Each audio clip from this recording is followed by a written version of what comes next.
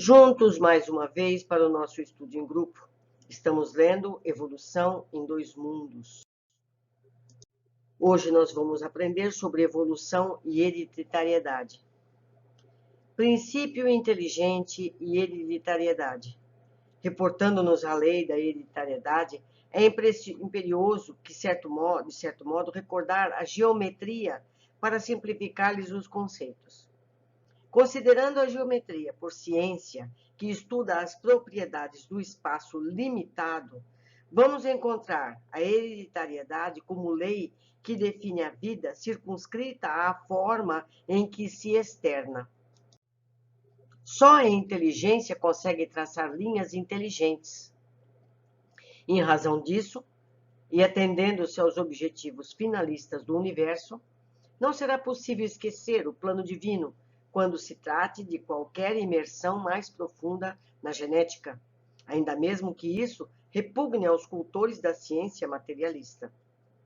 Como se estruturaram os cromatídeos nos cromossomos é problema que, de todo, por enquanto, nos escapa ao sentido, mas sabemos que os arquitetos espirituais, entrosados à supervisão celeste, gastaram longos séculos preparando as células que serviriam de base ao reino vegetal, combinando núcleo-proteínas e glucídeos e a outros elementos primordiais, a fim de que se estabelecesse um nível seguro de forças constantes entre a bagagem do núcleo e do citoplasma.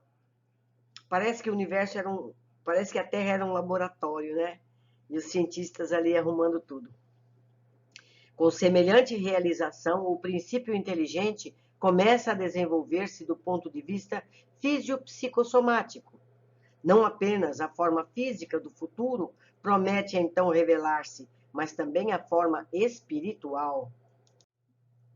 Fatores da hereditariedade na intimidade dos corpúsculos simples que evoluiriam para a feição de máquinas microscópicas formadas de protoplasma e paraplasma, fixam-se vagarosamente sobre a influenciação magnética.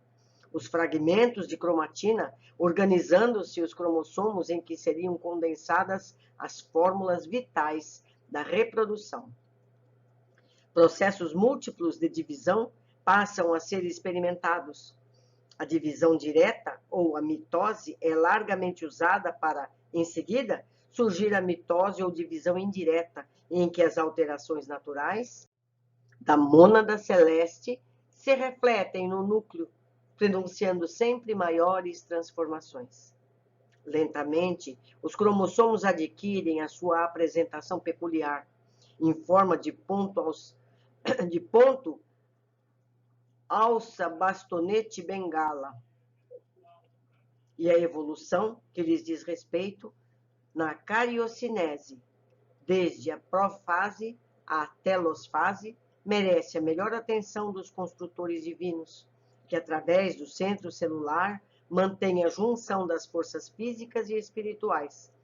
Ponto esse em que se verifica o impulso mental de natureza eletromagnética, pelo qual se opera o movimento dos cromossomos na direção do equador para os polos da célula, cunhando as leis da hereditariedade e da afinidade que se vão exercer, dispondo nos cromatídeos em forma de granulações perfeitamente identificáveis entre o leptotênio e o pactotênio. Os genes, ou fatores da hereditariedade, que no transcurso dos séculos, são fixados em número de valores diferentes para cada espécie. A gente quer que a coisa aconteça de um dia para o outro. Não, são séculos, não é? Arquivo dos reflexos condicionados. Através dos estágios nascimento, experiência, morte, experiência, renascimento nos planos físicos e extrafísicos, as crisálidas de consciência dentro do princípio de repetição respiram sob o sol como seres autotrófos no reino vegetal, onde as células, nas espécies variadas em que se aglutinam, se reproduzem de modo absolutamente semelhante. Nesse domínio, o princípio inteligente, servindo-se na herança e por intermédio das experiências infinitamente recapituladas, habilita-se a diferenciação dos flagelados, nascendendo progressivamente a diferenciação maior na escala animal, onde o corpo espiritual, a feição de protoforma humana, já oferece moldes mais complexos diante das reações do sistema nervoso, eleito para a série dos instintos superiores, com a faculdade de arquivar reflexos condicionados. Construção do destino. Sofrem as células transformações profundas, porque o elemento espiritual deve agora viver como ser alótrofo, somente conseguindo manter-se com o produto de matérias orgânicas já elaboradas. Com a passagem do tempo e sob a inspiração dos arquitetos espirituais que lhe orientam a evolução da forma, avança na rota do progresso, plasmando implementos novos no veículo de expressão. Entre a esfera terrena e a esfera espiritual, adquire os orgânulos particulares com que passa a atender variadas funções entre os protozoários, como sejam os vacúolos pulsáteis para a sustentação do equilíbrio osmótico, os vacúolos digestivos para o equilíbrio na nutrição. Todos esses seres existem até hoje na Terra. Então, essa evolução permanece. Nos metazoários, conquista um carro fisiológico estruturado em aparelhos e sistemas constituídos de órgãos, que, a seu turno, são formados de tecidos compostos por células em complicado regime de diferenciação, e passando por longas e porfiadas metamorfoses, atinge o reino hominal, em que os gametas se erigem especializados e seguros no aparelho de reprodução, com elementos e recursos característicos para o homem e para a mulher. No imo do centro genésico, entre os aparelhos do metabolismo e os sistemas de relação. No ato da fecundação, reúnem-se os pronúcleos masculino e feminino, mesclando as unidades cromossômicas paternas e maternas, a fim de que o organismo, obedecendo à repetição da lei de hereditariedade, se desenvolva dentro dos caracteres genéticos de que descende. Mas agora, no reino humano, o espírito, entregue ao comando da própria vontade, determina com a simples presença ou influência no campo materno os mais complexos fenômenos endomitóticos no interior do ovo, edificando as bases de seu próprio destino no estágio da existência cujo início o berço assinala. É a forma do perispírito que atrai a matéria necessária para formar o que precisa ser formado. Por isso a diferenciação. Hereditariedade e afinidade. Nas épocas remotas, os semeadores divinos guiavam a elaboração das formas, traçando diretrizes ao mundo celular, em favor do princípio inteligente, então conduzido ante a sociedade espiritual como a criança irresponsável ante a sociedade humana.